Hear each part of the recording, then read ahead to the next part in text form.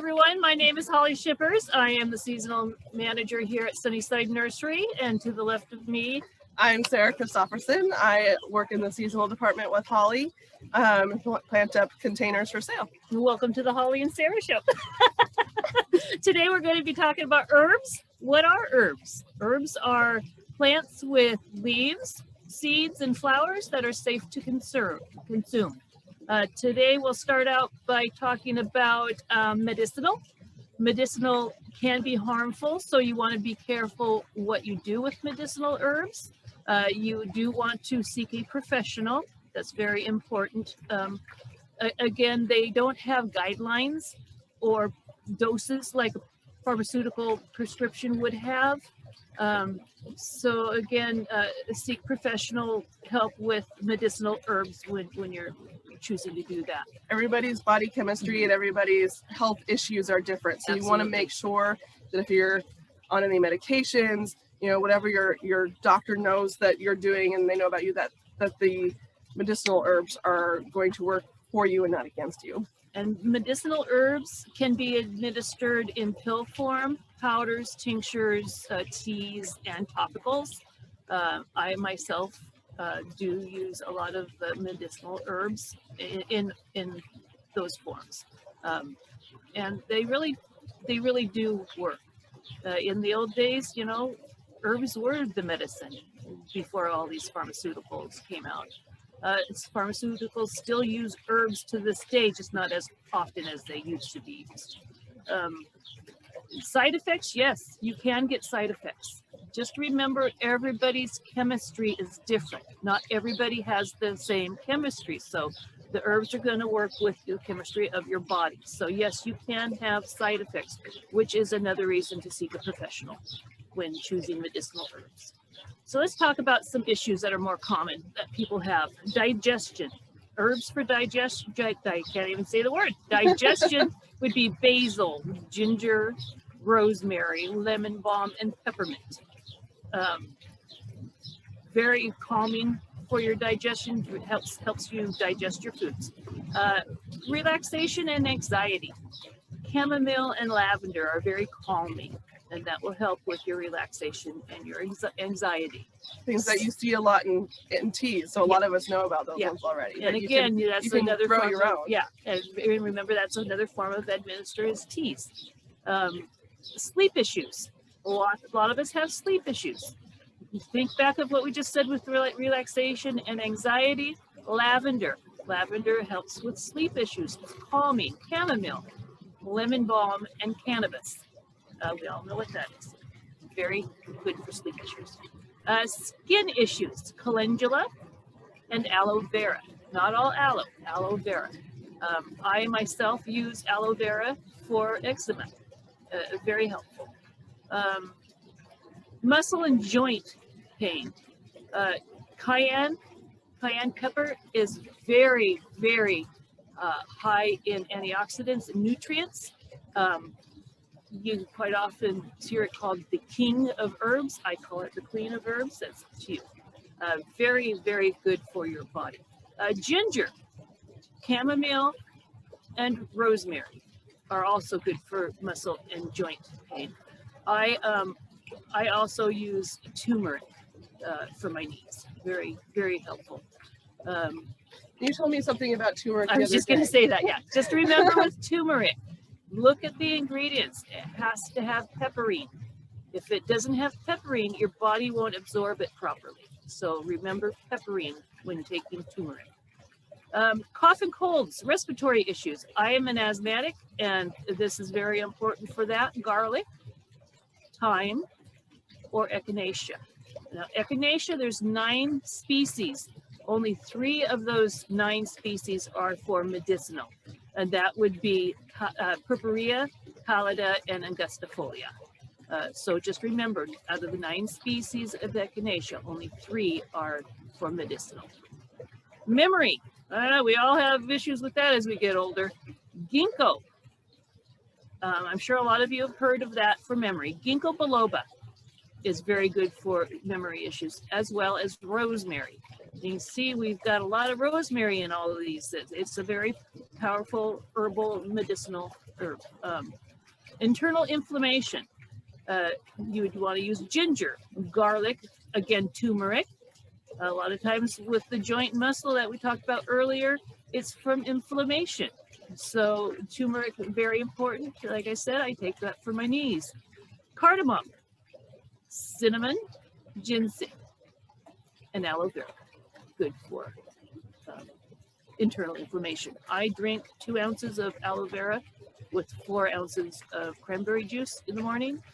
Huge difference. Very, very big difference. As you get older, you just you have more problems. I need to try that. Yeah.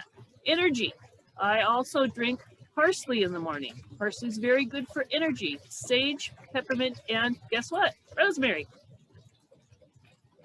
So those are some of the more common issues people have for medicinal things. Another thing herbs are good for, repelling bugs. We have a lot of people come in that say, you know, I want to get rid of spiders. I don't want the mosquitoes. How do I do that with plants? And we do direct them to a lot of the herbs. Basil, lavender, lemongrass, catnip, and guess what? Rosemary.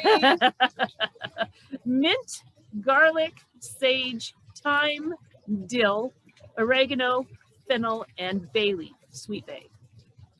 All are helpful for repelling bugs. You know, you can have make a little tabletop herb garden for your outdoor table. Yeah, make it easy to access when you're cooking, when you're sitting on your patio and you don't want the pesky bugs around you. And you just have and it it's pretty. Sitting right there on your table. You can make small pots, big pots, and make them with things that you would normally cook with too. You know, which this is the pot that's of the things that we're going to use to cook with today. Yes, you get a little cooking lesson. I get a little cooking lesson. I don't cook. I call myself a man who cooks, so I can just grow the food, but Holly's going to get me cooking today. We're going to try. Now, when you go to garden, whether it's your ground garden or your container garden, think about what you are going to want to plant. If it's going to be a culinary garden, what do you like to cook? Make sure you plant things that you would like to cook. Today we're going to plant up an Italian cooking garden. We've got some rosemary, 2 different basils. Here's our basils. There's the rosemary. And what was the other one? Oregano. Yeah, we found a pretty golden oregano. So Sarah's going to show you how to plant that up while I do more gabbing. The same with when you're doing a bug repellent, whether it's in the ground or in a container. Think in terms of, well, some of this stuff is culinary. Do I use that when I cook? Let's do that. And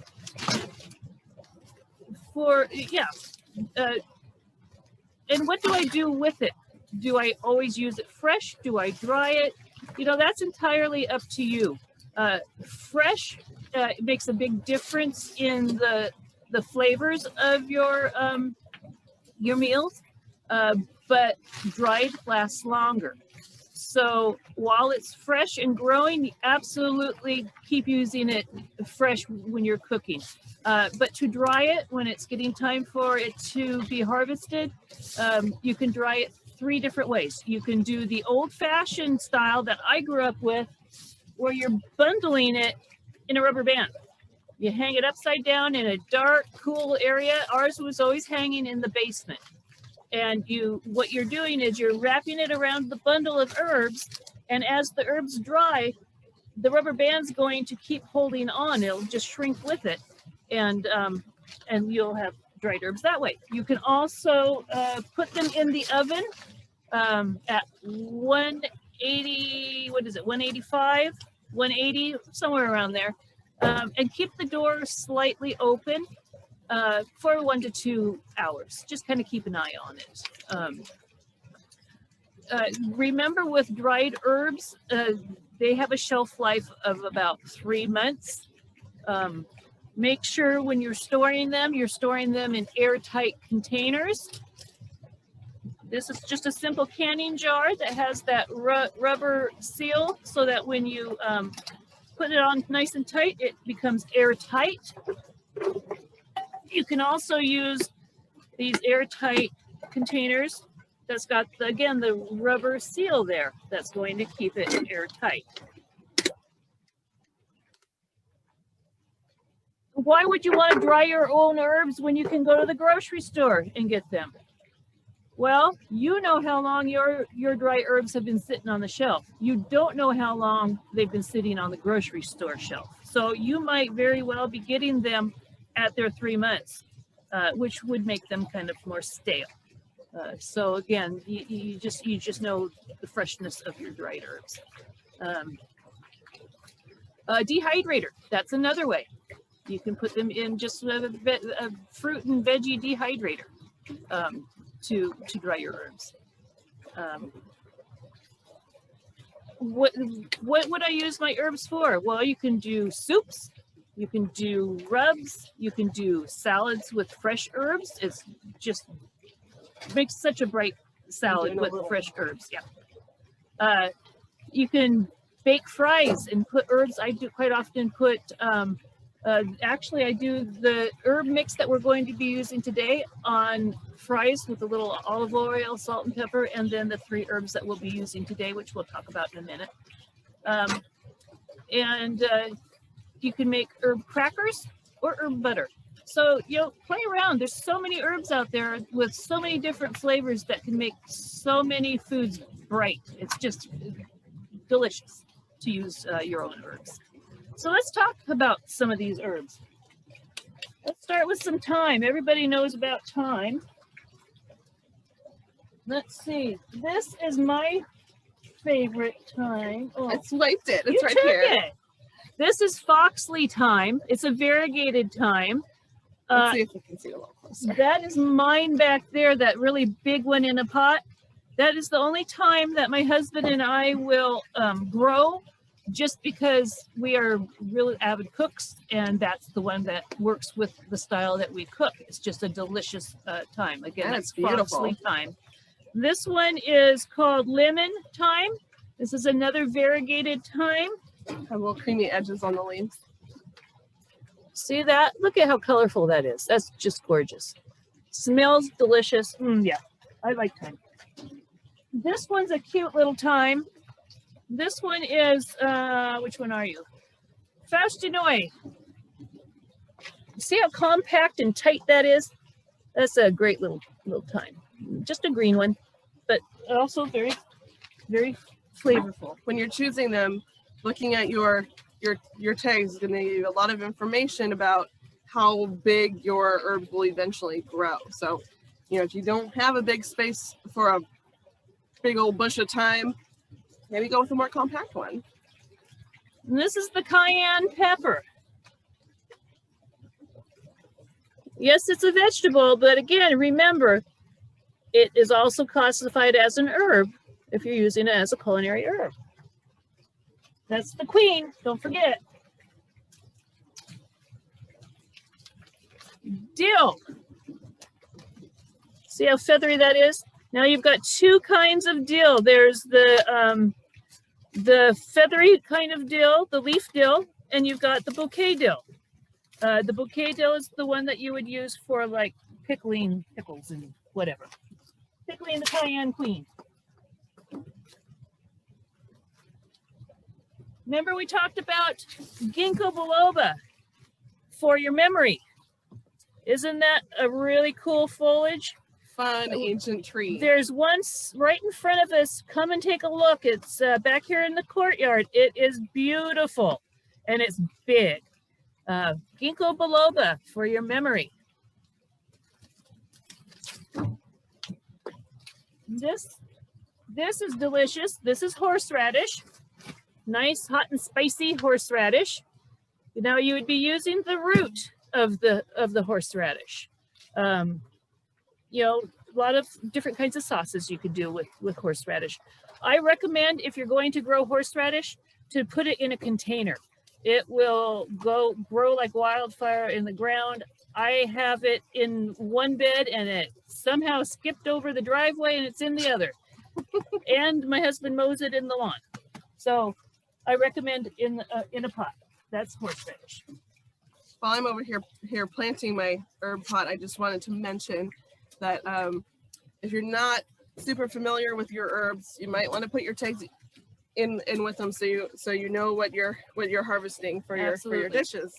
I do that with my veggies, and when I grow 5 different tomatoes, I want to know which one's which because they sure look the same when they're still growing. Cilantro. Now cilantro, you get about 5 to 6 harvests out of each plant. You want to harvest it when it gets 6 to 8 inches. Down low, you'll see the new batch of leaves. You want to leave those. That's going to be your next harvest. Now, if for some reason you don't use it in time and it goes to seed, let it. That's your coriander. Use your coriander seed. So either way, you're going to be able to use it. And besides that, when it's flowering, the pollinators love it. Yeah, it's always great to have flowers for the pollinators. With oregano, I have some oregano that I let go to flower so that the bees, the honeybees in the neighborhood can enjoy it. And they're all beautiful. This one is oregano, hot and spicy. That's what it's going to do. It's going to be hot and spicy. See, this is getting ready to flower. Another oregano. This is just straight Italian oregano. Now, oregano is very easy to just cut it back when it's time, and it'll flush right back out. It's really hard to kill an oregano, unless you don't water. Then you can do, or overwater. I grabbed the marjorams here. Here's the tricolored marjoram. So pretty. All of these are so pretty. I've been using a lot of marjoram for Greek cooking lately. Not me. My significant other has been using it, but I've been growing it. She's lucky she's getting married to a chef.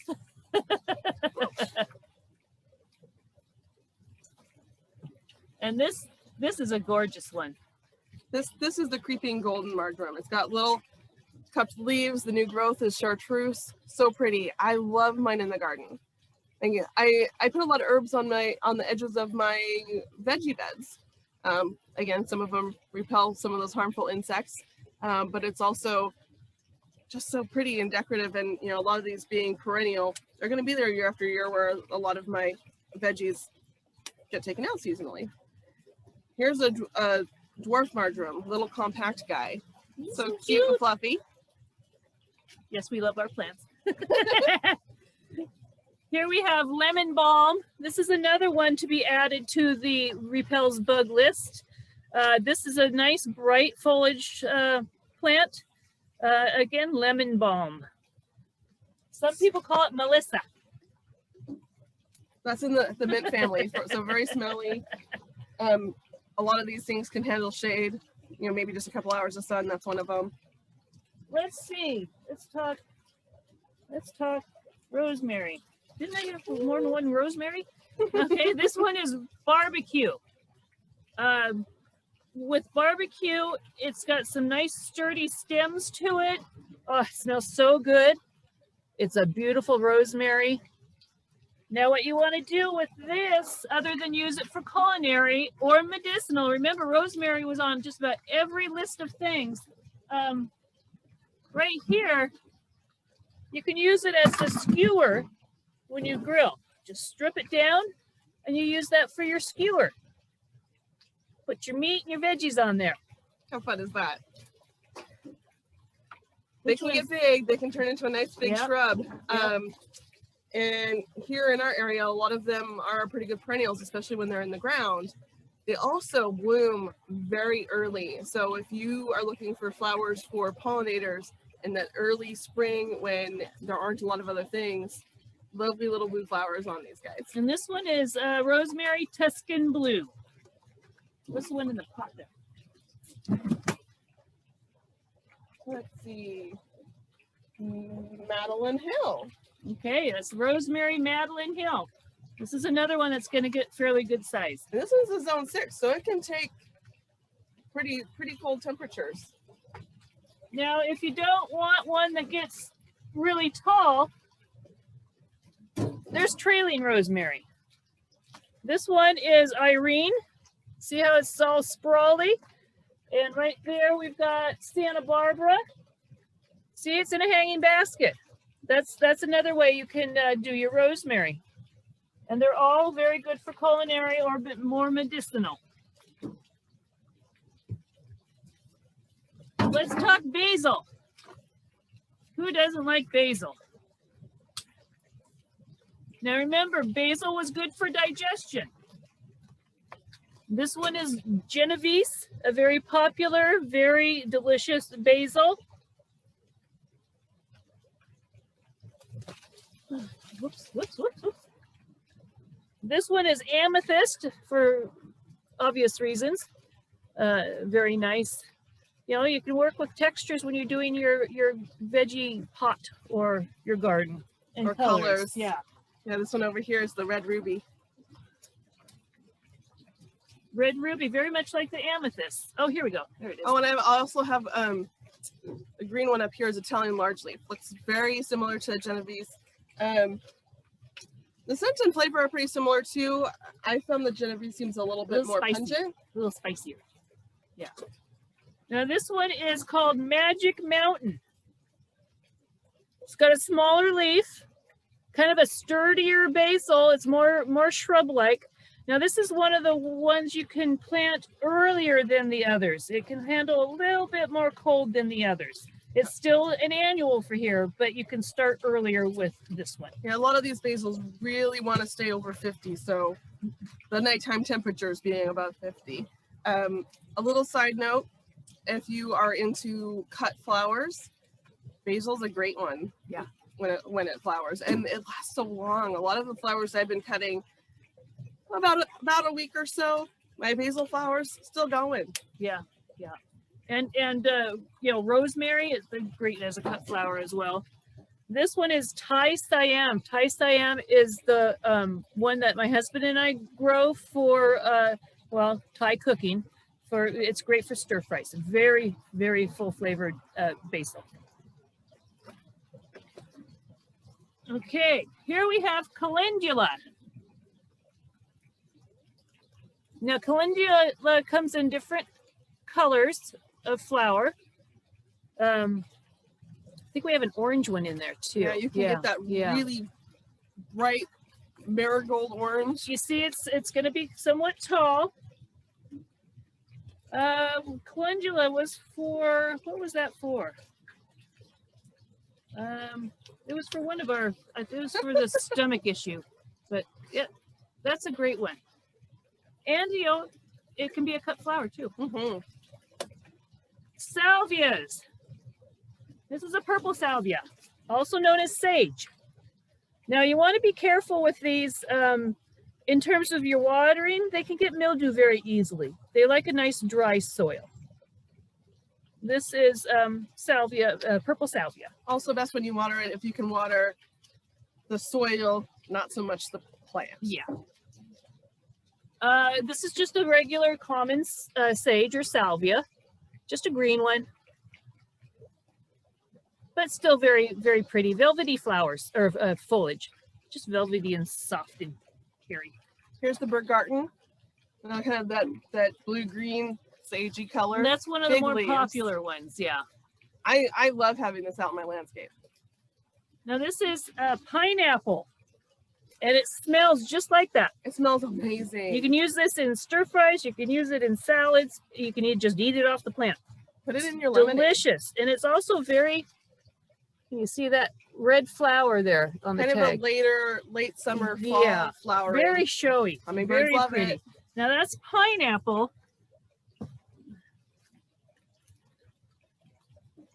This is another one that's pineapple, but this is a green foliaged one. It's still going to have that red flower, but this is a green foliaged one. Still smells like pineapple. They've been coming out with so many scents. Yeah. There's a tangerine. Oh yeah. It's amazing what they keep coming out melon, with. what honeydew melon. Oh my goodness, they smell so amazing. So lemongrass.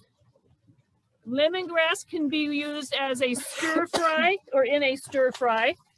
And it's also a bug repellent plant. So you get two things out of it.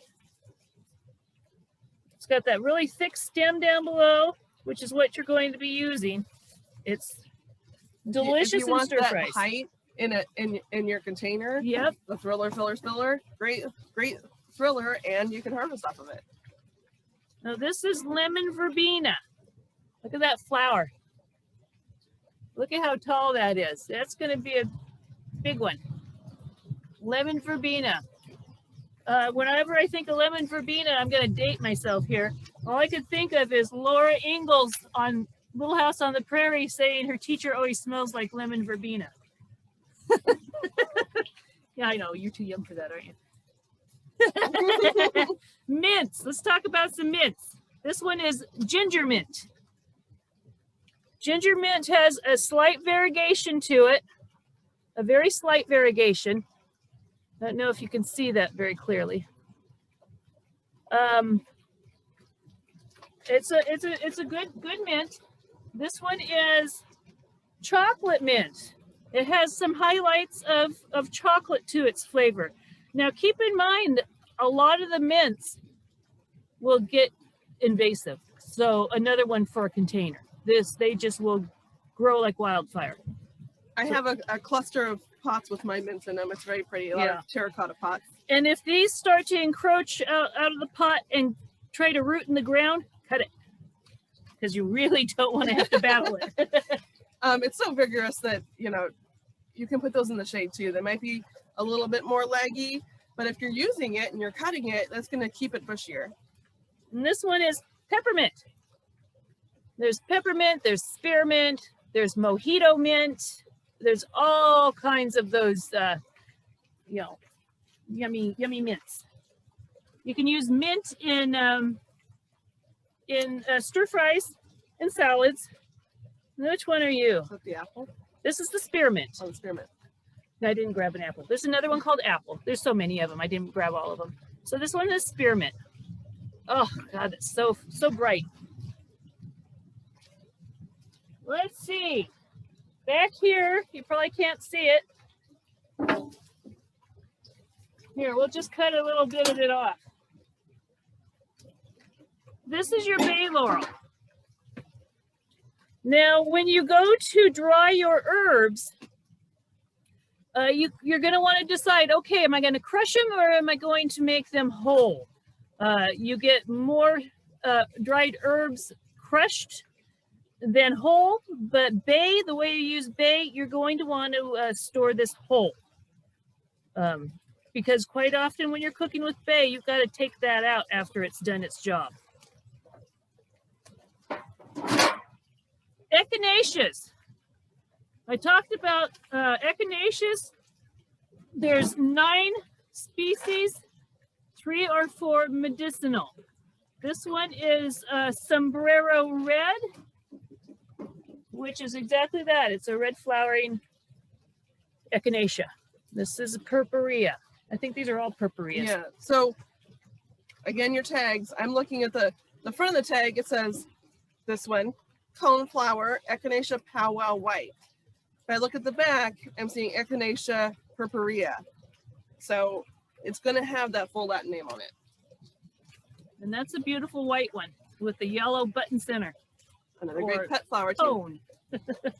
This one is Picabella. This is going to be a pink one. See that really bold center? You can leave those once the petal falls off, and that still is an ornamental cone. Birds forage in those too, so a good one to leave up over the winter. Did we talk about? Let's talk about wasabi. You too can grow wasabi. Great foliage. Great if you have a moist area that you just don't know what to put there. Wasabi likes to stay moist. Really pretty. It's cool leaf, yeah. So what part of that do you use? All parts. You can use all parts of wasabi. Let me try it out. I'm going to take a younger leaf because usually they're more tender.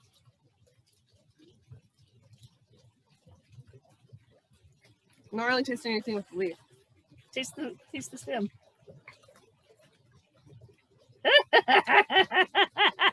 If you like wasabi, the stem, I think doesn't it have is it a rhizome? Yeah. I'm doing this for you guys. Oh, I got dirt in my water. So this is cardamom. Now with cardamom, it is a shade-loving plant, and I just wanted to show this to you. This is what happens when it's in the sun. You don't want to put it in the sun. And then these are the new foliages that happened when it went in the shade. See how much nicer that looks? Cardamom is quite often used in Indian cooking. I love cardamom. I grow cardamom. That's mine back there in the green pot. It is also for internal inflammation that we had spoken about earlier. I think we've covered all the goodies. Let's get to cooking. Okay. We're going to do a chicken breast dish today. We're going to turn our pan on to just a little over medium. And hope it warms up fast. We're going to do chicken breast on a bed of asparagus. I'm going to pour in some olive oil. You know, I put measurements on the recipe. I'm not a measurer. I like to just do. You want to put, I like to, when I do this dish, I like to add the salt and pepper and herbs to the pan itself. So we're putting in some salt. Is that like 2 pinches, Hannah? We're putting in some pepper. Now, this is the part that I love. I love going out to my herb garden and getting my herbs. This is that Foxley thyme that we talked about. You just strip that off. Take the leaves. It's okay if some stems in there, but take as much off of the harder, woodier stem that you can. Parsley is the next ingredient. We are going to get some parsley. And then rosemary.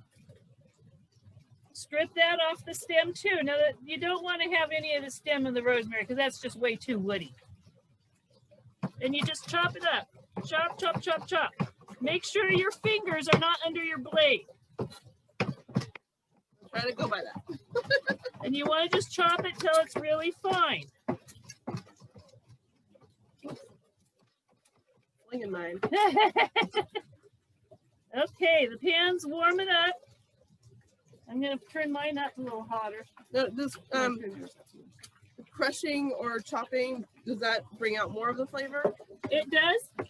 And you want to make sure it's fine so that you're not getting big flavors of like rosemary. You don't want it to overpower the food.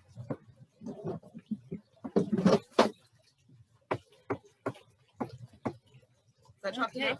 No, we'll just use the fine that I did earlier. Okay. We're cheating a little. So it's a really fine mix. You can kind of see how fine with it. Again, you don't want it to overpower the dish. So I put that in the olive oil. Oh, it's sizzling away.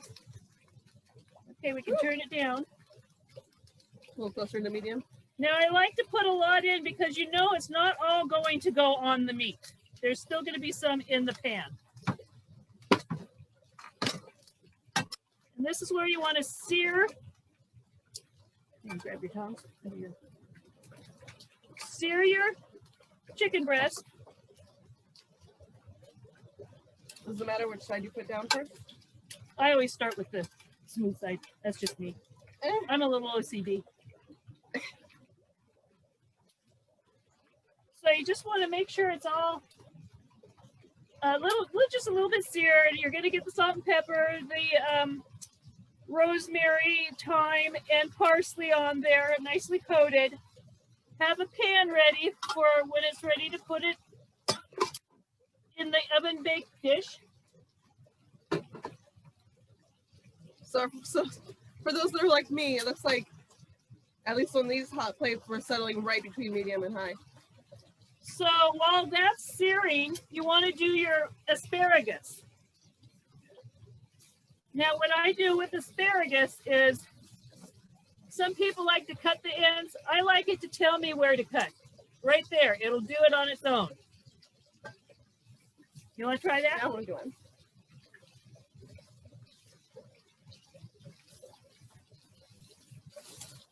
See? You felt how it just gave up where it was supposed to.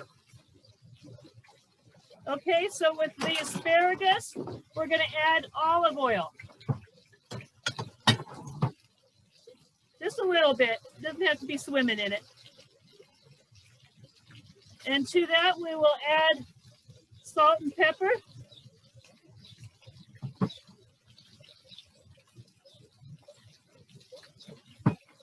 And this is where my hands come in handy. So we're playing with our food? Just kind of mix it up. I always play with food. I play with food, I play with plants. Okay, so we're going to do 2 separate dishes here. One vegetarian, one not. So you want to put those in there. Are we doing some of the big ones? Yep, you can do most of it in the big one. This is Nicole's vegetarian one? Yeah. Okay. It's time to check that meat. Okay, it's nicely seared. A nice coating of herbs. Flip that over for a little bit.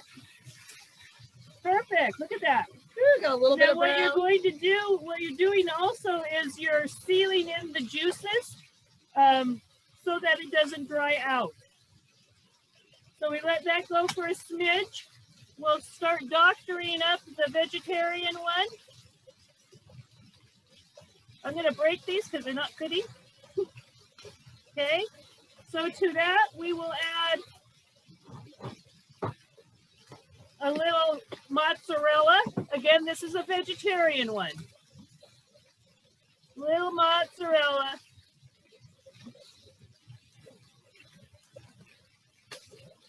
Okay. And a little sauce. This is going to be marinara sauce. We'll put that right over it. I mean, if you're really into the cooking, you can make your own marinara sauce. Absolutely. Throw your tomatoes, your herbs, everything. Absolutely. Or you can buy a store-bought if you're more like me. Well, you know, with the store-boughts these days, they do a pretty decent job. It's hard to go wrong with a bad marinara. All right, so I'm going to turn my burner off.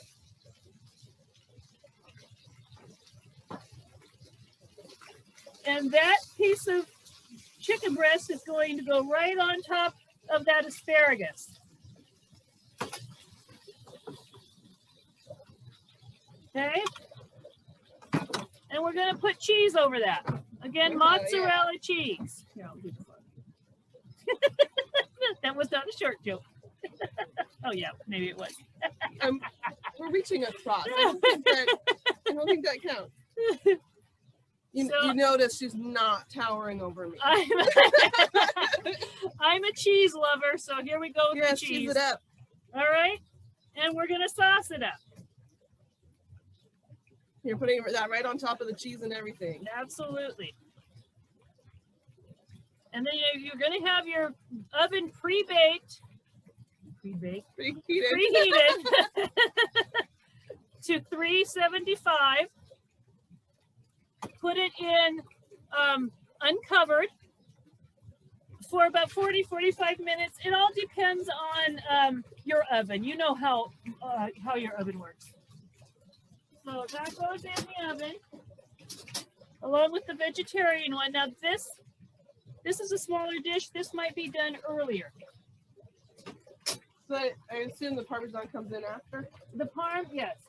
The parm will go on when you take it out, let it sit for about 10-15 minutes, and while it's sitting to have all the juices absorb back up into the meat, then that's when you want to sprinkle it with your parm.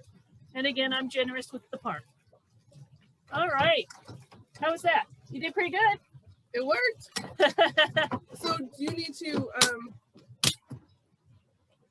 you probably just pretty well know, because you're experienced, how long it's going to take to cook it. Yeah. About 40-45 minutes. You know, it can change. If you have, say, 8 pieces of chicken, it might take longer. So you just kind of judge it. You want to make sure your chicken breast is internal temperature 165. So that would be the best way of checking it. I'm kind of afraid of cooking meat. I tend to make it dry, so I think I would use a meat thermometer. Well, searing helps with that keeping that moisture in the chicken breast, as well as the sauce being on top. So this is a dish that I make all the time. So I just know how my oven cooks it with the amount that I do. You can also put this over pasta.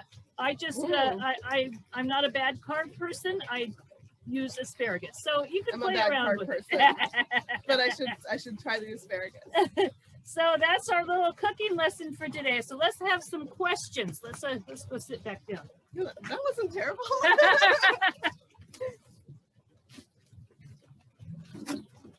Let's do some questions, Nicole. So while you ladies get situated, I'm going to throw a quick poll up for everybody so you can kind of give us more information about you. Also, before we start questions, let's talk real quick about, as usual, we have a discount associated with the class. So basically, any and all herbs that are here on the property are 20% off here at the nursery, starting today all the way through next Friday, which is the 2nd. So hopefully you can come down, grab some of these herbs that they've been talking about and start growing and cooking with them on your own. And then our next class is going to be, we're going to skip next weekend because of July 4th. We hope everybody has a fun and safe July 4th. And then we'll be back on July 10th. These two ladies are actually going to do a fun with succulents class. We're going to do it a little bit differently. We're going to pre-record that class and we'll use YouTube to premiere that the same day as the class would happen on July 10th. That's a Saturday at 10 a.m. Pacific Standard Time. So it'll be up available. It'll be recorded. We'll have a live chat going on as well. And it's also going to be up on our website page, so you can catch it there too. So hopefully we'll see you for the next class. And in the meantime, we have lots of questions, ladies. So I hope you're prepared and ready and not baking in the sun. I'm wondering, finding out about our audience, are you wanting to know about how to harvest different kinds of herbs from the plant? Are you wanting to know what sort of light conditions they need, or soil, or let us know. I've got all those questions for you, actually. So you knew what was coming. So one of the questions, let's talk about what's the best way to harvest them. Can you take only certain parts of it or a certain amount from the plant? What's the best way to harvest your herbs? Depends on what you're harvesting. So with rosemary, you just go down and you harvest out some of the stalk. You don't want to harvest it all, obviously, or you will have to replant your rosemary. With this, you can either harvest it, like I said, with the band, a rubber band. You do the stem, and then when you're ready to use it, take the blades off. So it just depends on how how you choose to dry them out. As we go along, something that I've been learning is that the plants that you cut down on the stalk and they branch out from where you cut it, if you cut down lower, many of them will then grow you longer stems afterwards. I used to think I wanted to be conservative and just maybe take off the ends. It's just going to bush out from the end. But if you go down further, you're going to get longer, straighter stems. It'll force it to grow more. Yeah. Something like a parsley, you can see this is all growing from the base. It's sending out new leaves just from the ground. So you can take these whole things off. They're not going to branch from there. It's going to send out more from the base. Same with the cilantro that grows the same way.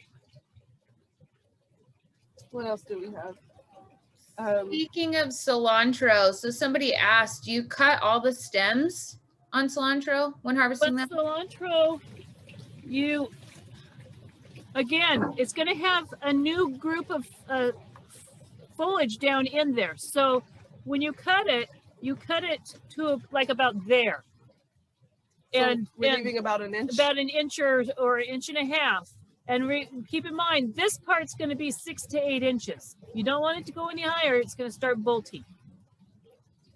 And cilantro isn't too hard to start from seed. So I like to start with a couple of plants in the season and then start planting clusters of seed every 2-3 weeks or so. So I get fresh stuff coming up. And with cilantro, it wants to be cool. I grow mine. I do all my gardening in a southwest facing driveway. So I do it in containers. So I have Japanese maples in containers as well out there. So things that require a cooler situation, they go behind that tree. So this gets filtered light so it can stay cool. I have mine in a raised bed situation where I have taller plants in front of them as the sun is coming at them, and those taller plants are shading it. So they're getting a little bit of early morning sun, and otherwise they're kind of getting filtered. I wanted to show this real quick. I think this one might show really well because it's kind of a big open plant, the stevia. You can probably see you've got leaves every so often, and you've got little sprouts coming out where those leaves are.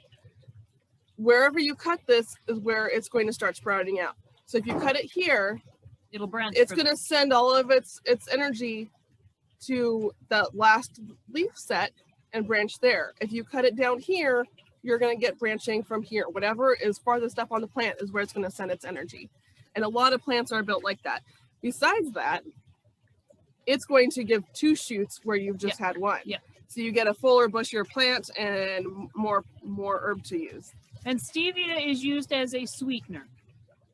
It would like a nice, full, sunny area. Rosemary also likes a blazing hot area. Yeah, very drought tolerant too. I have mine where it just gets full on heat on the asphalt, which makes it 15 degrees hotter than anywhere else in the yard. What about the sages? Sages, if they're in the ground, they are a lot more drought tolerant. If they're in a pot, not so much, because then the heat is heating up their roots and they're not too thrilled about that. So with salvias, still either in the ground or in the container is okay. You just need to keep an eye on the watering. Are there any herbs that do well in shade? Cilantro does well in shade. Parsley. Basil does fine in shade. Not if it's deep dark shade though. Yeah, the less sun they get, the more long and leggy they're gonna get. So if you're cutting on it and using it, that's gonna go a long ways. But you're also gonna often get smaller leaves when they're not getting as much sun as they would like to have. And some of the mints, some of the more aggressive mints, they'll grow anywhere. So speaking of mints, I know we talked about that those are best in containers because they're kind of invasive and will grow everywhere. There's a myth out there, or maybe it's real, about you can't plant multiple varieties of herbs, I'm sorry, of mints together because they'll start to blend their tastes. Or compete. Is that real? Yeah, they'll compete. Sorry, you said yes, they'll compete. So how do you only put one mint in one type of container along with other herbs, or how does that work? If you're putting it in with other herbs, you might want to do some annual herbs because the mint's going to want to take over that container. I would recommend not putting them with other herbs just because they want that whole container. I've kind of got a collection going, and like I said, I have them in my individual terracotta pots. I display with them. They're kind of cute. But they all have their own space. Chives, they're the bully of herbs. Chives. We did not talk about chives. Now, chives are something you can use so many different ways. Baked potato toppings, salads, sandwiches. Chives, you do not want their spathe to continue and bloom. The spathe is the bud. You want them to, you want to pinch that back. Otherwise, it'll stop growing the chive part that you'll want to eat. Now, it's okay to let it flower. Just keep in mind, if you're letting it flower, it's not going to continue growing these. Yeah, I happen to like how beautiful, I mean, any of the onion flowers, the allium flowers, you get that little lavender ball on the chives. The bees love it. I tend to let mine flower, but if you do that, make sure that you have it in a spot where you don't mind it seeding and reproducing, because they will. And if you want to use it both culinary and to let flower, have more than one plant. Yeah. Let some flower, let some not. There's never too much chive. So speaking of that, we were talking about harvesting, and the question came up about if the herbs go to flower, such as thyme, they were specifically asking, can you cut off the flowers and will it still reproduce, or do you have to wait until it's done flowering? How does that work? What happens with when the plants flower is the energy's going into the flower. So it's going to slow down on the growth of the actual plant, the foliage. So if you don't want it to slow down on the growth, don't let it go to flower. When you cut the flowers back after you let it go to flower, then it will continue focusing on its foliage and growth. So basically, if you have a big plant like Holly does, you can go through and give it a haircut. Yeah. And it's just going to grow back even bushier. But, you know, we use it almost daily. she's cutting on it. You should see the other side. It's not as round. So speaking of all the herbs that we're talking about in containers, Sarah, what did you plant in that container next to you?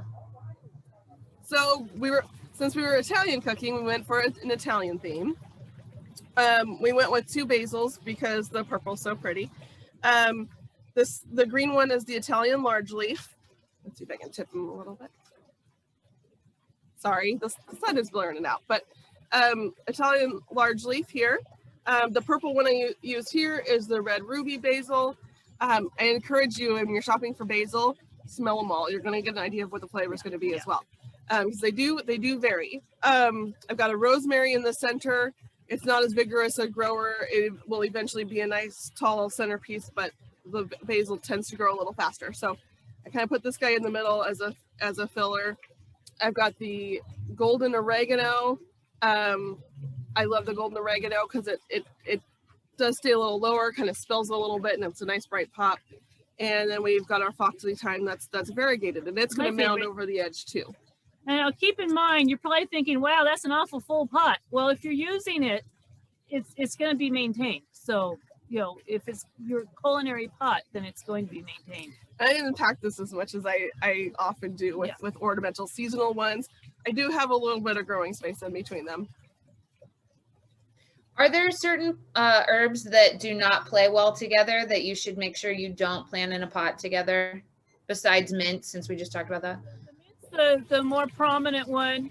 If you're doing a vegetable growing container and you want to put herbs around the base of that, don't do it with tomatoes. Tomatoes are bullies. They don't want anything. They don't want to share the root space. That, and you want to keep a lot of airflow around your tomatoes, especially in our humid climate. So if you've got a lot of plant matter otherwise growing in there, you can end up with mildew issues. Lots of septoria. Yeah. I have grown a little bit. If you're in a big container or in a more of a garden situation, I've grown them a little bit ways away, like some of these more low ground cover types. But if you plant them right up in the root system of a tomato, the tomato's going to win. Yeah. Are there certain pots that are better than others in terms of like plastic, ceramic, terracotta? I mean, are there certain recommendations you have? You always want to make sure your container has good drainage holes in the bottom. Herbs like to be more on the dry side. Any of them will work. Just keep in mind that some of them not as friendly with heated roots as others. And if you're doing a fabric container, I would recommend not doing a fabric container because they will dry out way too fast. Terracotta tends to suck moisture as well. Yeah. If you're out there watering all the time, that's my check-in with my plants. Unless it's daily, twice a day. Yeah, unless it's you put mint in terracotta. I water them a lot. If need be, I'm out there watering twice a day. Not everybody wants to do that. And you know, different times of the season, you just need to check your pots, and you'll get a rhythm of how often you're going to need to water. So speaking of which, all of us up here in Washington, we're feeling the heat wave that's happening. Somebody asked, are there specific things that we need to do this weekend or next week going through this heat wave? If their herbs are in containers, should they bring them inside? Be mindful of the water? What do we do? Definitely check the water. You don't want to worry about bringing it inside, but things like basil can burn. So keep an eye on your plants are going to tell you if they're too hot. So if you have a spot that's more protected and shaded in the afternoon, just pull it over there. Yeah, you might move it into those spaces until it cools off a little bit. Yep. And are all of these herbs suitable? We've been talking a lot about planting them in containers. Are any of them suitable for the ground? Are there things like okay, somebody mentioned they have kind of more of a clay soil. What do we need to be mindful of to amend that? We need to amend them with compost. We have a good product called Stone compost. And you want to add things like azomite and lime or calcium to the soil as well. Yeah, I have quite a bit of clay soil in my yard, and when I'm planting pretty much any plant, I'm mixing in planting compost to add that organic matter, helps loosen it up. Compost, the planting compost that we have is a little bit coarse. It has a little bit of The wood. like little pieces of wood and stuff, which are going to break down, slowly and enrich your soil. But it also helps maintain moisture. But on the flip side, if you have clay soil, it's going to help with drainage. So you can never go wrong with adding compost. If you're adding compost, you're just helping the soil, adding nutrition, you're adding drainage, you're adding water retention. And don't ever get rid of that bad soil. That's the native soil that's important to have. You just need to amend it. A lot of people come in and say, okay, now I need to know what to put in my ground. I took all my soil away. And it's like, well, that's not a good thing to do. You need to have that native, even though it's really bad soil, you need to amend and keep that native soil. We have our native critters that are used to living in this native soil too. And we want those. We want to have the worms coming in and the decomposers and there are a lot of ground dwelling bees that are good pollinators. So yeah, we want to keep things native, but amending your soil, adding to it, mixing it in. Yeah. I mulch over the top with compost or a fine bark because I want it to break down and enrich my soil. But that, if you're mulching, and you can do that in containers as well, helps keep some moisture in, helps keep some coolness, and then eventually breaks down and adds nutrition to your soil. And remember, the compost has microbes in it, and the microbes are going to break down organic matter. Are there herbs that are more foolproof than others, ones that are easier or hardier for those of us that are just starting out? Rosemary, lavender, echinacea, oregano. Mint, I've grown a ton of oregano. So yeah. I have an abundance of oregano in my house. One thing that would be the more difficult would be basil. You can easily overwater. It's like, oh, what happened? It looked great yesterday. Now it's all drooped and shriveled up. It's like, well, too much water. You got root lock. And speaking of echinacea, when we were talking about medicinal uses, was there certain kinds of echinacea that are better suited for the medicinal purposes?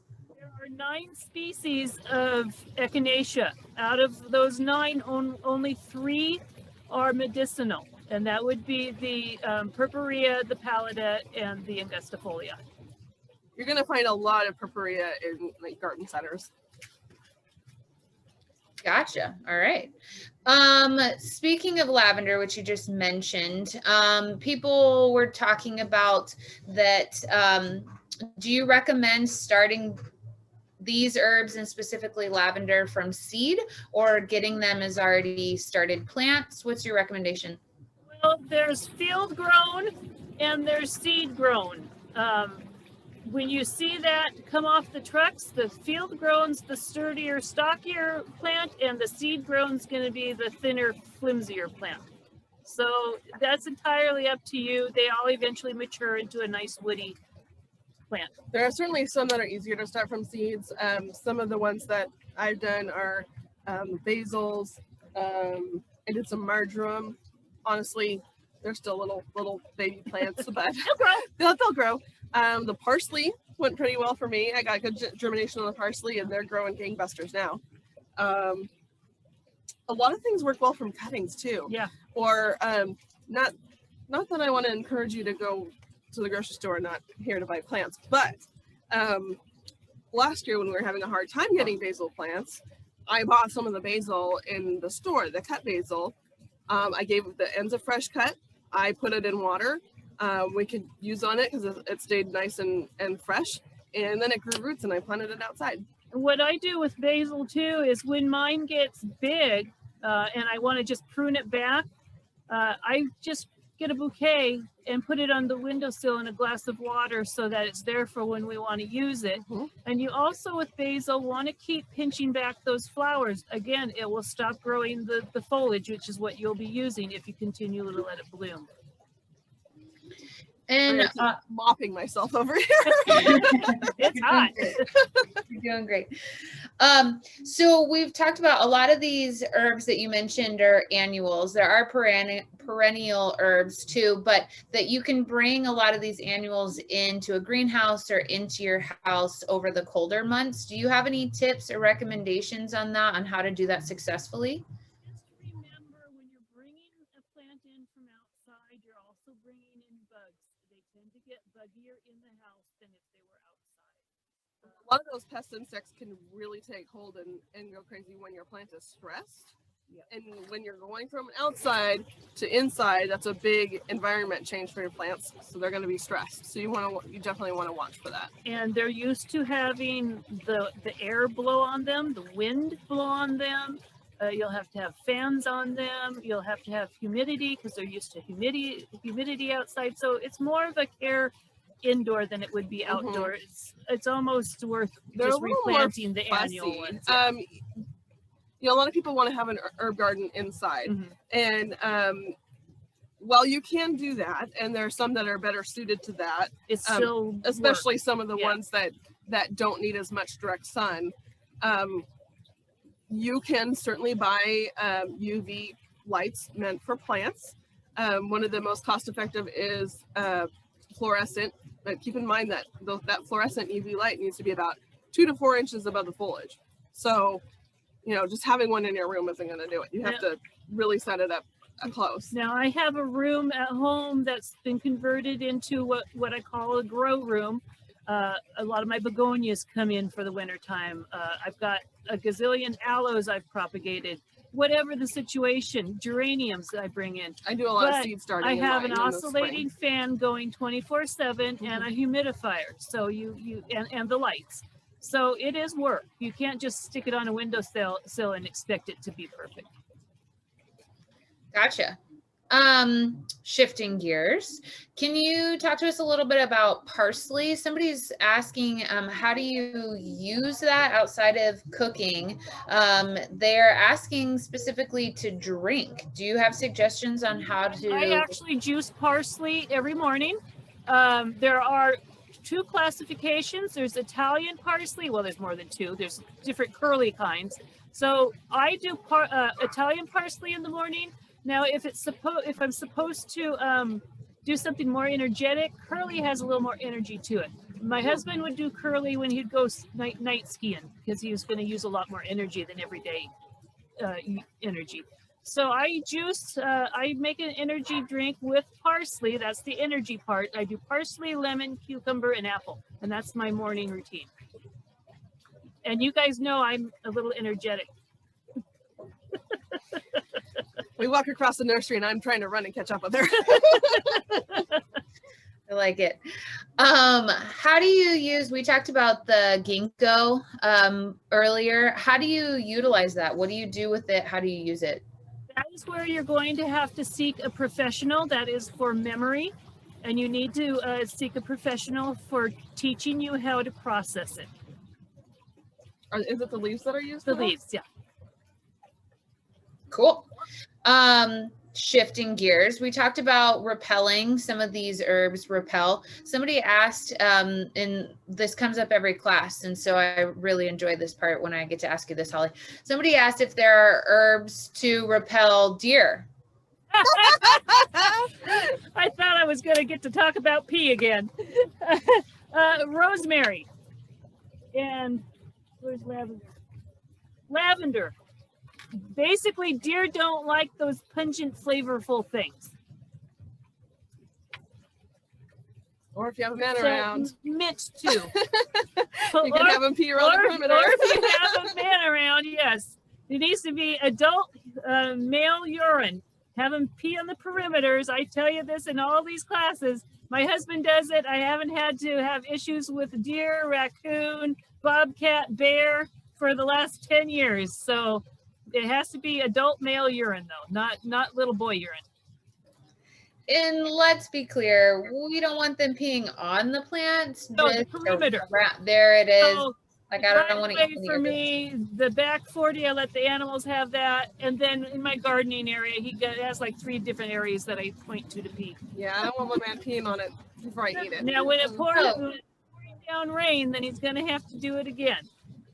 My husband's gotten the habit now in the spring. Okay, where do you want me this time? I always think we're going to get away from not talking about this, but it always leads right back to it. I'm an organic gardener, and that's just the way I was taught. I think we might have skipped it for the balcony gardening class. No, we got to talk about it. I recommended not peeing on your balcony. Oh, there we go. Never a dull moment with you. Thanks for that. So let's switch gears. Talking about sage, somebody asked the best way to trim sage for regrowth, and that sometimes the bottom baby leaves start to turn black. How to prevent that? Black is going to be too much watering. But here's an example here. Anywhere you see this node right there, and there's little baby leaves, you clip right above that, those baby leaves are going to turn into 2 branches. So there's nodes all up and down the stem. So it just depends on where you want to clip. That's where it's going to sprout again. Yeah, we've got a leggy plant there with some bare stems. Yep. If you want to, cut that back short, make it a nice little full plant, you absolutely can do that. Take all those stems and dry them out. See how bushy that is? At one time, this had been snipped.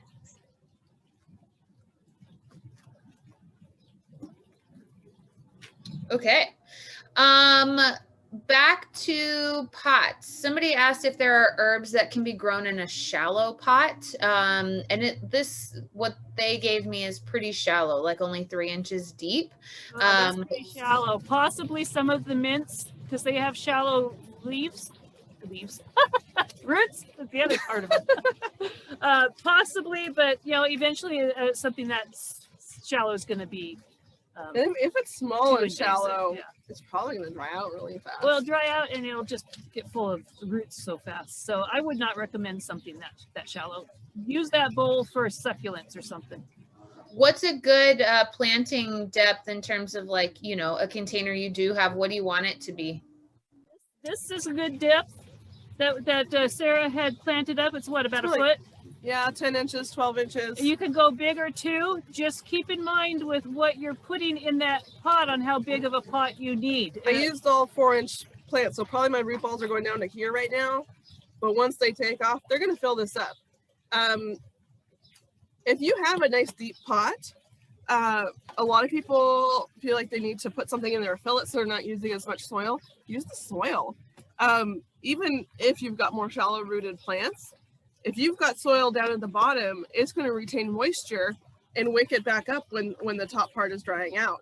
And a lot of your plants are going to be more deep rooted and really use that. So a deep pot is great. And it's good for your rosemary. It's good for your lavender. It's good for your ginkgo. Echinacea. Yeah. Well, and a lot of these things she's naming are perennials too. So if you're expecting to keep it in there long term, you want to have a lot of resource for that plant and for those roots. So not only are they depending on the soil for water, but also for nutrition, which we haven't talked about fertilizer. Did we remember to bring any out? I forgot to bring any products out, but we can still talk about it. So if you're gardening, doing your herb garden in the ground, every season, amend the ground. Amend it with compost. Amend it with lime or calcium or azomite. Lime has your calcium and magnesium. If you can't do that, then make sure you're at least getting the calcium in there. That's going to create good, strong, healthy plants.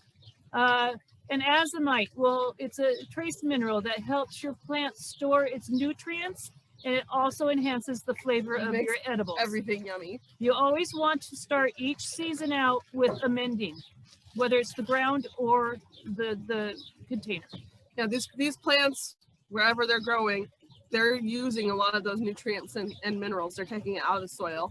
So everywhere, but especially in a container, very small resource that it's got, you need to add stuff back in for them to keep them happy. Smart. Shifting gears, we briefly talked about stevia. Can you give us some more tips on growing that and how often you should water it? It is a full sun herb. It is used as a sweetener. That's its most popular use. It likes to be somewhat moist, but not sopping wet. You will know when it's thirsty. It'll just start to nod. It'll do that. So keep it on the moist side, but not sopping wet. It does not like to dry completely out. Letting that surface soil dry out a little bit between waterings. Keep in mind that even if your surface of your soil is dry, you may have moisture down lower, and down the lower in the pot, it's going to be more and more wet. I'm not saying let it dry out completely, because a lot of plants don't like that. But getting your fingers in there, maybe a couple inches. If it's moist down an inch or two, it's even more moist down lower. And if your plants have been in here for a while and really established their roots, they're down there in moisture. This is your best water meter. Get your finger in there. And remember, if you have a tray under your pot, a saucer under your pot, and you go to water, you'll see the water running out and sitting in that tray. That water is still going to be wicking up through. I quite often will let it do its wicking up for the moment and then empty the tray so it's not staying wet for too long. Yeah, it's an issue that we've even found here this year, as experienced as we are. We had some pots with built-in saucers and they were holding that water. Yep. And we would find, we were watering the top seemed dry. We've got some less experienced people helping us water. The water was sitting in there and just making the bottom part of that soil soggy wet. When you have that, you end up with an anaerobic situation. You've got roots that are, rotting and they're not able to take up moisture. Then your plants look like they're drying out. So for you growers out there, stop using the trays that are attached to the pots. We don't like them. No, if you've got one that's underneath and you can see what's going on, that's in different. There, great. If it's attached to the pot and you can't see if there's water sitting in there, we're not recommending that so much. We talked a little bit about wasabi. Somebody asked, is it similar to horseradish in terms of, does it have to be contained? Will it spread? Are there anything specifics we need to know about it? Wasabi is a moisture loving herb. And I don't know if you can get a clear look, but you can see how aggressively branched that is in there. They will take over. They are very much like a horseradish and will take over. Yeah, it's not going to really show you, but yes, it's very aggressive. I think I'm going to take some home and plant some in an area that I'd like to fill up a little bit. I think it's really pretty. Not sure I want to eat it personally, but it's such a pretty plant that I'm going to let it take over a little space. Little-ish. Gotcha. Kind of random question. Holly, those burners that you were using to cook with, do you have any idea what brand those are? Somebody's super interested in them.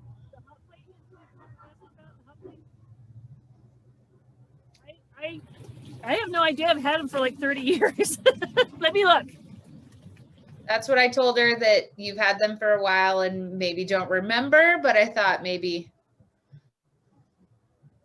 On it. It starts with a D. These are just, I used to have my own catering company, and these are just left over from many, many years ago. Cool. Just thought we'd take a chance and I'd ask. Okay. And you know, these tabletop or countertop ovens that we're cooking our dish in are really awesome too. Okay, back to the herbs. Somebody mentioned rosemary, that they've had a hard time. What kind of conditions does rosemary like in terms of sun, soil? What's the best way to get that to grow successfully? Hot, sunny area. They need to dry out between watering. Good Very airflow. important. They like to have good airflow. Yeah, good airflow. I have mine in a container in my southwest facing driveway, where it's getting that extra 15 degrees radiating off of the asphalt, and it's happy as can be. Cool. Somebody asked about lovage plants. Is that something that grows well here around our area? Lovage does grow well. I would suggest if you have an animal that likes to nibble, you not grow it. It can be poisonous to animals. Good to know. No, I All didn't. right. We talked about hanging herbs to dry. Where's the best place to do that? Do you need, somebody specifically asked about like a basement or a closet? Do you want something kind of away from the light? But cool and dark. Like I said earlier, I grew up with them hanging in the basement. It was an underground basement that just had little windows, you know, 5 feet up the wall. I don't think I would really do an dark area. enclosed closet. No, you want to have good airflow. airflow. We want them to dry, Yeah. not mold. Yeah. And that's another thing. You want to make sure that they're totally dry before you put them into the sealed containers, or you will have mold. Good to know. Somebody asked about rocket leaves. I don't know if either one of you are familiar with those. And mentioned As a weed. as a weed. No, rocket as a weed. One of the things that we think of as weeds are also edible. Right. Personally. Right. You know, Dandelions. the rocket I know as a weed, I would never grow because it would just get everywhere. Okay, because they asked that it seems to bolt rather early. How do you ensure that they produce more leaves? But if it's a weed, it's probably doing it. They bolt all the time. But anything that's going to bolt means it's going to try to flower. So the minute you see that coming up, pinch it off. Don't let it get to the point of flowering. And sometimes if you've got a lot of sun and you've got a lot of heat going on, you may not be successful in keeping it from flowering. I know that I've had things that start to bolt. I pinched them hoping I'd get more leaves, and they just keep sending up more flower stalks. But if you have it in the right conditions for it, certain plants, you can pinch them and you'll get some more leaf growth out of them. Yeah, it just depends on what the plant is. Mm-hmm. That's the same case with veggies. So they just told me that they were referencing arugula.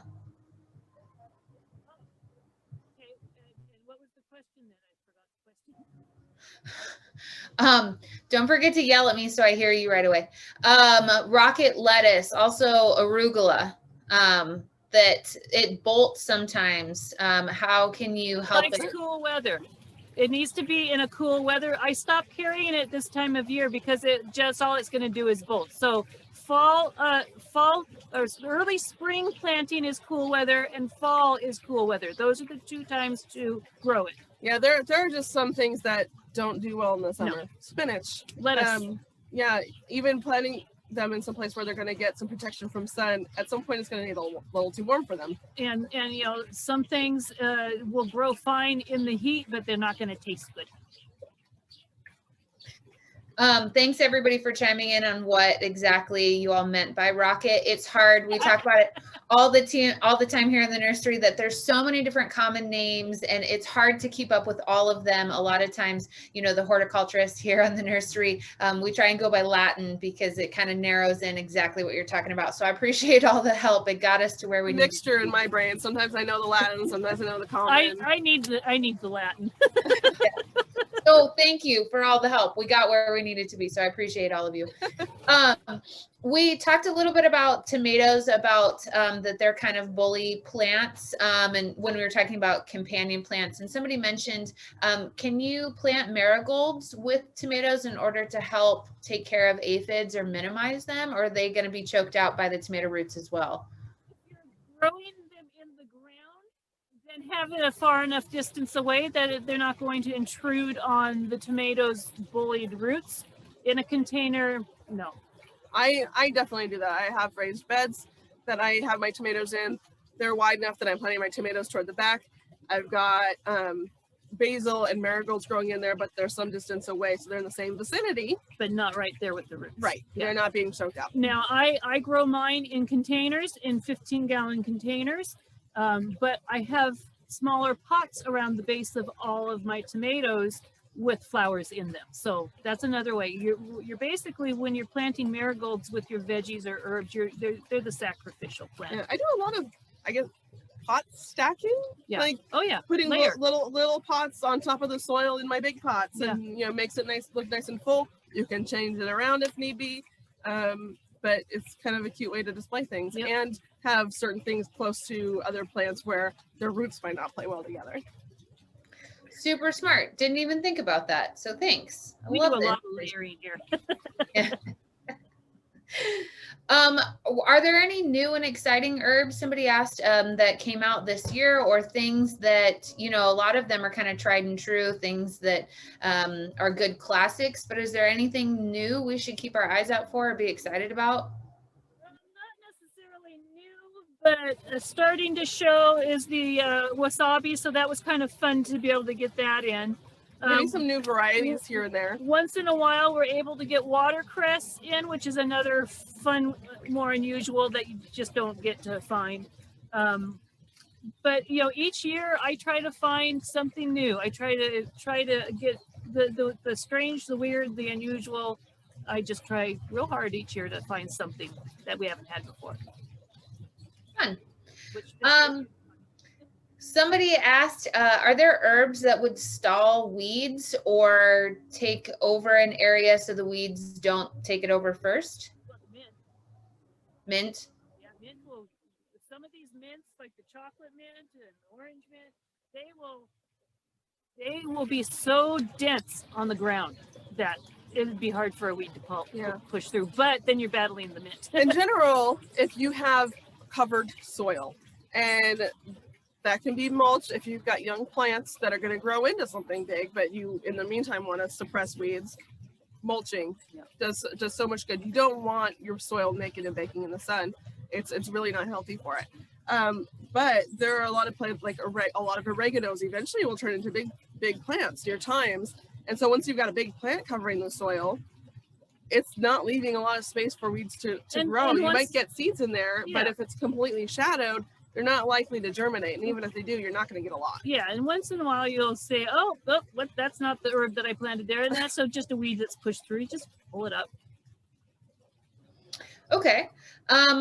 Somebody asked, what's the part of the lavender that's edible? What do you use on that? Edible. So this part here, a lot of people use it on lamb or pork roast, and quite often in baked goods with lemon flavors. You can also use the flower as a garnish. Okay. Back to the ginkgos. Somebody asked if the ones we were talking about are male or female. They said the females can tend to be a little stinky. Are there certain... Well, you don't want the female. In most places you won't find the female because they're so smelly and messy. So this is going to be a male. Male it is. All right then. Are all sages, do they eventually all flower, or are there some that don't? Somebody mentioned that they put some replacement sages in for ones that they've lost and they've never really flowered. Do they all do that, or is there something going on in their specific situation?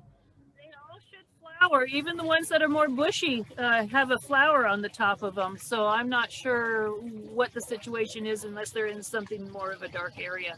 where they don't want to put the effort into flowering. Gotcha. I know we were talking about the trays underneath containers to help with water.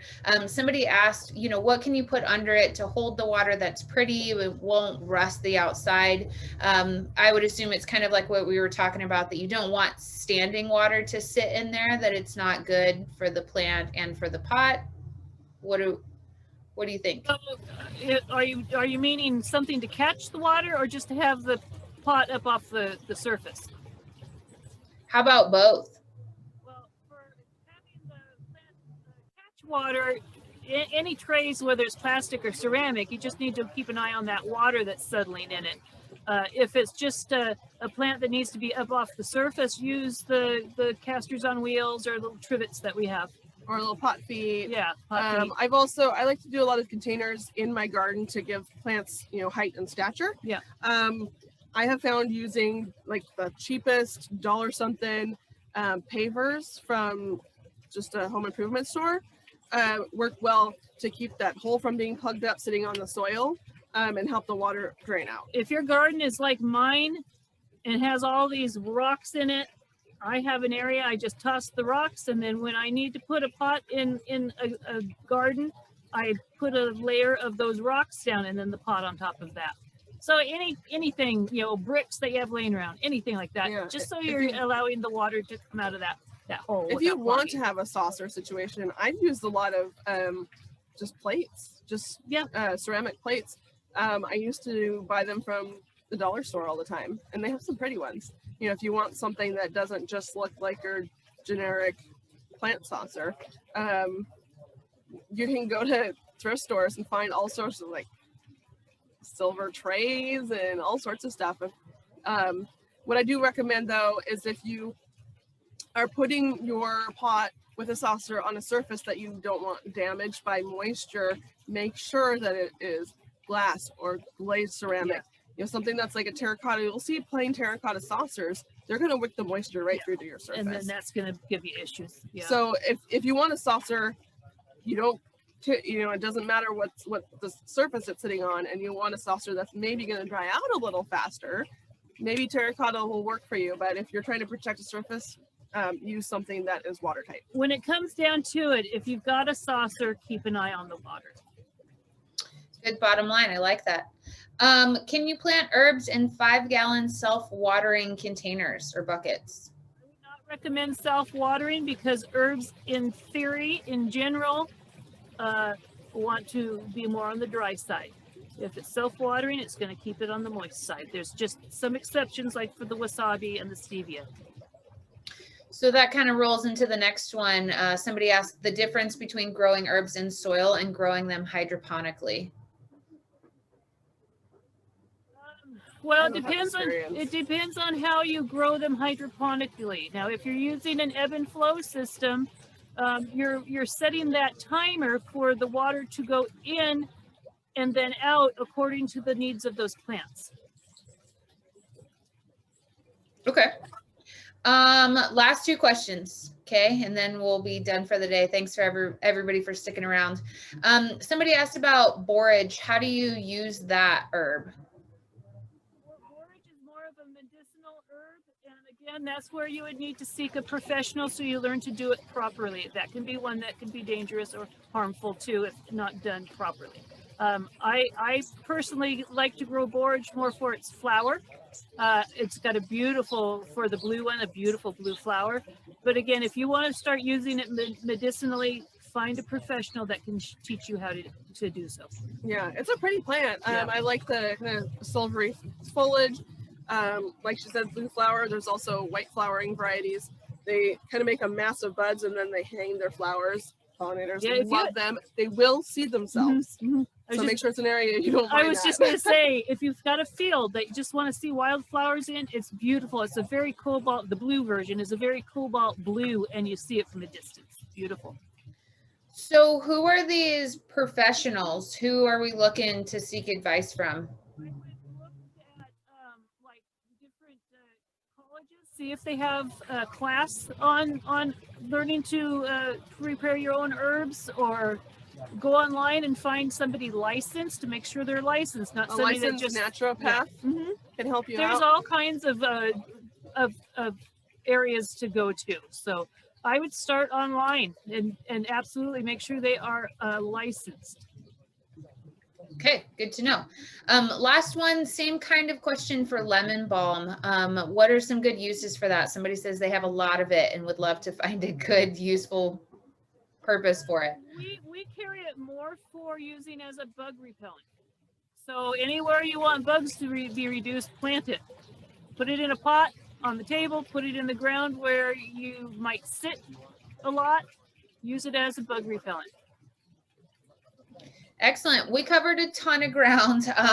Thanks for covering so much about herbs. And I've been throwing it up in the chat, but we do record all of this. I know sometimes information goes quick or you walk away and you forget certain pieces. So you can catch this recording up on our YouTube channel or our website as well. We'll post it later today.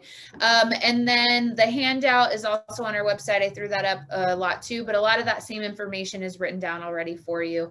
We really appreciate you spending your day with us and hanging out afterwards so we can answer all these questions. We hope that we'll see you back again with both Sarah and Holly on July 10th. Have a safe and happy 4th, and that we'll get to see you around the nursery sometime. Thanks so much, everyone. Bye. Thank you.